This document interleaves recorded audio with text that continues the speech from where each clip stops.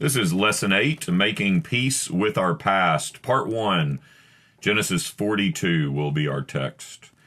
Joseph's transformation reaches a high water mark the moment he takes charge of Egypt. He's fully prepared for this, especially the famine, but there's also something he's not prepared for.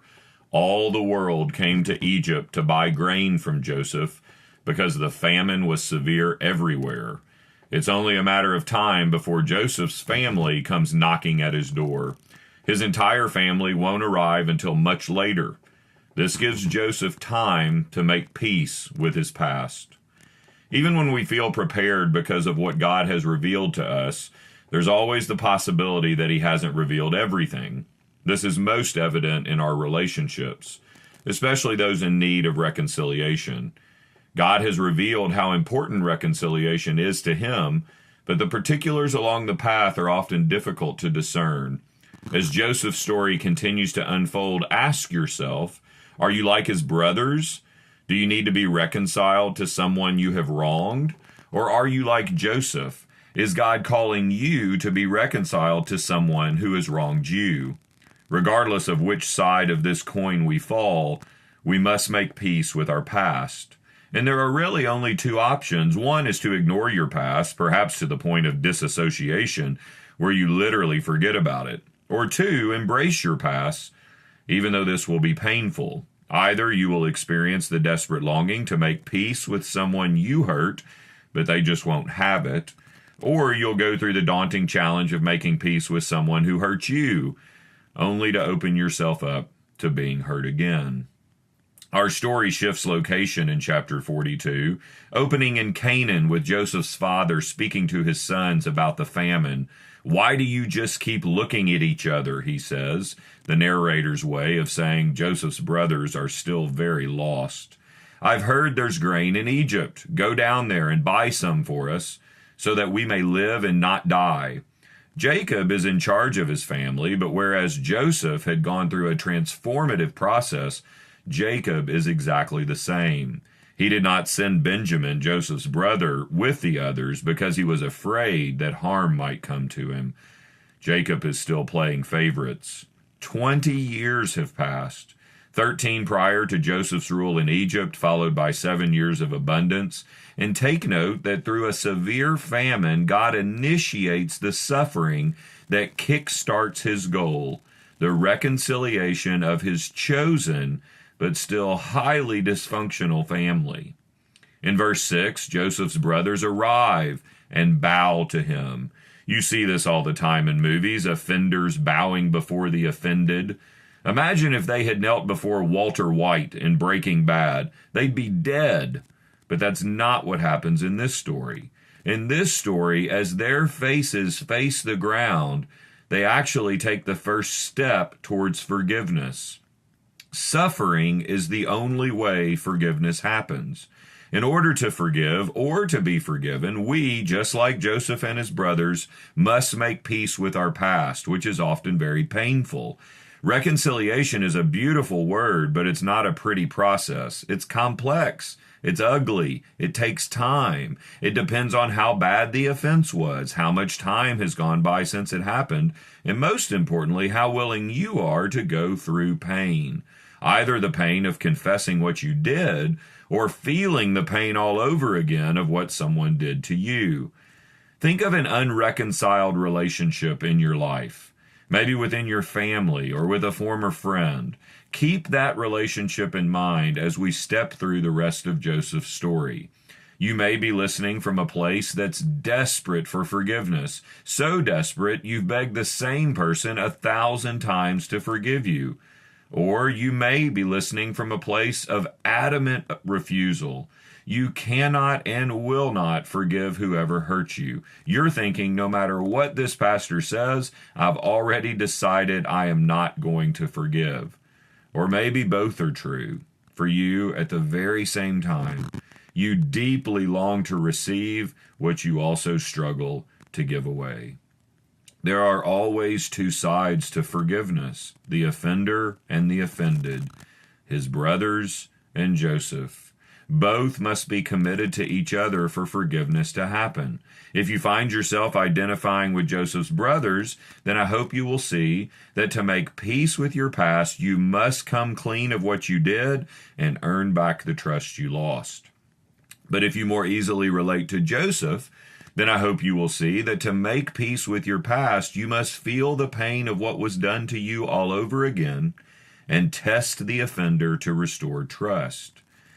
What happens here is Joseph puts his brothers through a series of tests to see if they can earn back his trust. This will require him to feel the pain of what they did to him all over again. His brothers submit to these tests, though they don't really know that's what they're doing, and in the process, they slowly earn back Joseph's trust by facing the consequences of what they did. Picking back up in the story. As soon as Joseph saw his brothers, he recognized them, but he pretended to be a stranger and spoke harshly to them. "Where do you come from?" he asked. "From the land of Canaan," they replied, "to buy food." Although Joseph recognized his brothers, they did not recognize him. Bruce Waltke writes, "The knowing Joseph and the unknowing brothers function as a microcosm of the knowing God and unknowing humanity. This scene is an interplay of knowing and not knowing, recognizing and not recognizing. Joseph speaks harshly to them, but he's actually loving them. God disciplines those he loves. Joseph gives them a dose of their own medicine. They threatened him. He now threatens them. But this does not appear to be out of spite. Instead, this is all part of his strategy to test them. Robert Longacre observes, Joseph cannot trust himself to them until he knows they're trustworthy.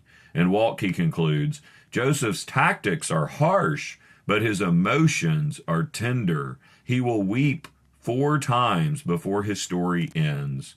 His tactics also include 4 tests. His first test is a truth test found in verses 9 to 13. Joseph accuses his brothers of being spies, which again appears harsh, but it's not.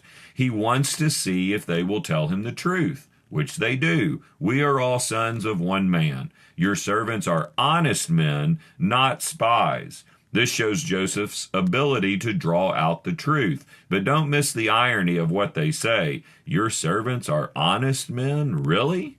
"No," he said to them. "You have come to see where our land is unprotected."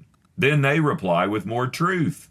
"Your servants were 12 brothers, the sons of one man, who lives in the land of Canaan.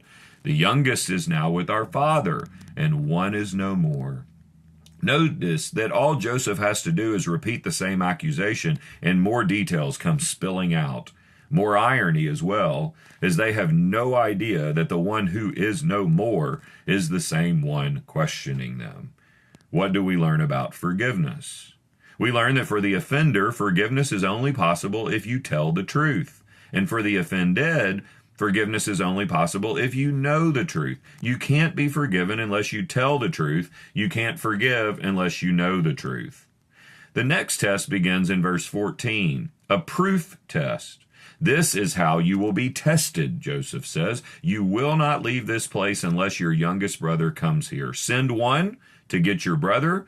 The rest of you will be kept in prison, so that your words may be tested to see if you are telling the truth." And he put them in custody for 3 days.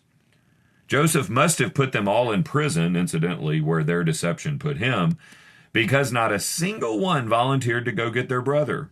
3 days is also nothing compared to the time Joseph spent in prison. But then, curiously, Joseph changes course. After 3 days, he says to them, "Do this and you will live, for I fear God. If you're honest men, let one of your brothers stay here in prison, while the rest of you go and take grain back for your starving households." Initially, he asked for one brother to go. Now he demands one brother stay, while the rest return home to get Benjamin. He shows he fears God by giving them grace, because giving grace is always proof that one fears God. This is more proof test than truth test. Joseph knows their story about Benjamin is true, but he makes them go through the process of proving it Because hear this, it puts them in the exact same situation they were in when they sold him into slavery. Will they return to rescue their brother, or will they leave him, just like they left Joseph? What do we learn about forgiveness? For the offender, forgiveness is only possible if you can prove that you have changed, that you are different, especially when placed in the exact same situation. For the offended, forgiveness is only possible if you become convinced that real change has occurred. You can't be forgiven unless you're willing to change and actually change. You can't forgive unless you experience proof of a changed life. The third test is emotional. First for the brothers, then for Joseph. The brothers say to each other, "Surely we're being punished. We saw how distressed he was when he pleaded with us for his life, but we would not listen. That's why this distress has come upon us." Joseph forces them to face the consequences of their behavior, but they have no idea it's Joseph who is orchestrating this. Joseph is completely in the know. But here's one thing about that fateful day they sold him into slavery that he doesn't know. Reuben, the oldest, had actually come to his defense. "Didn't I tell you not to sin against the boy? But you wouldn't listen. Now we must give an accounting for his blood." They are distressed, but now they're also not the only ones. As Joseph listens in, his brothers connecting dots, in order to know whether they are genuinely troubled by what they did to him, he must feel the pain of their betrayal all over again, and this results in a nervous breakdown. He turned away from them and began to weep. He manages to collect himself, returns, and then speaks to them. He also has Simeon taken from them and bound before their eyes. Why Simeon? To honor Reuben's defense. Simeon is the next oldest. What do we learn about forgiveness? For the offender, forgiveness is only possible if you face the consequences of the pain you caused. For the offended, forgiveness is only possible if you feel the pain all over again. Forgiveness is not ignoring what happened, pretending it didn't happen, or skipping past the pain it caused. You can't move around pain. You can only move through it. You can't be forgiven unless you're willing to experience the pain of your offense, and you can't truly forgive unless you process through the pain again of the offense committed against you. Final test, Genesis 42:25-28. Joseph does something secretive, but so strategic. He gives orders to fill their bags with grain and to put each man's silver back in his sack. This is a character test, as this is the same silver they would have used to buy grain from Joseph. Joseph gives silver back to the very same brothers who sold him into slavery for silver. This is so creative. Will they do the same thing to Simeon that they did to him? Will they take the money and run? They used to value money so much more than life. It's a test of loyalty, brother or silver. At the place where they stopped for the night, one of them opened his sack. He saw his silver. "My silver has been returned." Their hearts sank, and they turned to each other, trembling, and said, "What is this that God has done to us?" They finally feel the weight of their sin against Joseph. This is the first time they mention God, and it's significant because sin is ultimately against God, not just people, even if it's your brother.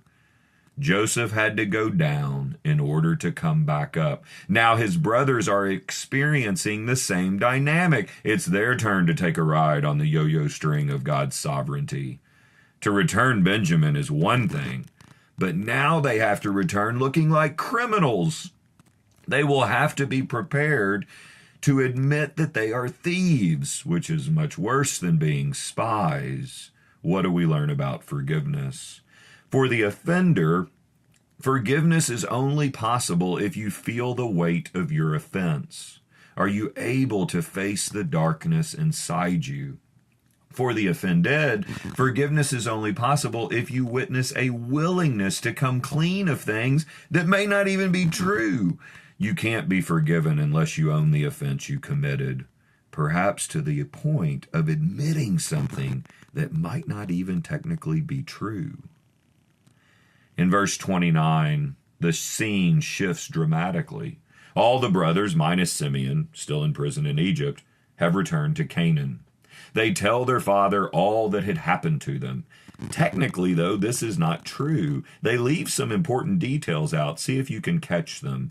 The man who is Lord over the land spoke harshly to us and treated us as though we were spying on the land. But we said to him, "We are honest men, we are not spies. We were 12 brothers, sons of one father. One is no more, and the youngest is now with our father in Canaan." Then the man who is Lord over the land said to us, "This is how I will know whether you are honest men. Leave one of your brothers here with me. Take food for your starving households and go. But bring your brother, your youngest brother, to me, so I will know that you are not spies, but honest men. Then I will give your brother back to you, and you can trade in the land."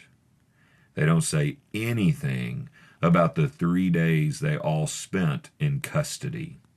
Nor do they say that Simeon is still in prison. They don't mention their remorse or Reuben's protest, but perhaps most significantly, they don't tell their father that their silver was put back in their sacks. Jacob, though, gets to see this for himself as they empty their sacks. And when he sees the silver still in their pouches, he exclaims, "You have deprived me of my children. Joseph is no more. Simeon is no more. And now you want to take Benjamin? Everything is against me." Jacob doesn't know what to believe. For all he knows, they could have sold Simeon into slavery. He's been their father their entire lives. He knows them very well. He also knows himself. Jacob was as deceitful as they come. Next, in steps Reuben for another vain attempt to win back his firstborn status with the most clueless of plans. "You may put both of my sons to death if I do not bring him back to you." What good will killing 2 of Jacob's grandsons do for Jacob? Why offer his sons and not himself? Once again, let me introduce you to the family God chose to save the world. But the story's not over. This scene is not even over. That's why there's part 2 next week. God's family is alienated from him and from one another. But it's through God's severe mercy that they're also caught up in a restorative process of reconciliation. It's just going to take a while, because making peace with our past takes a while. Joseph has power over others that is rooted in his knowledge. It's a power and knowledge that provides a helpful illustration for God's power and knowledge over and in our lives. Joseph has the knowledge and the power to restore or destroy the family. Jesus had the same kind of knowledge and power, but to a much greater degree. And miracles of miracles, he chose to restore his family by being destroyed himself. Amen.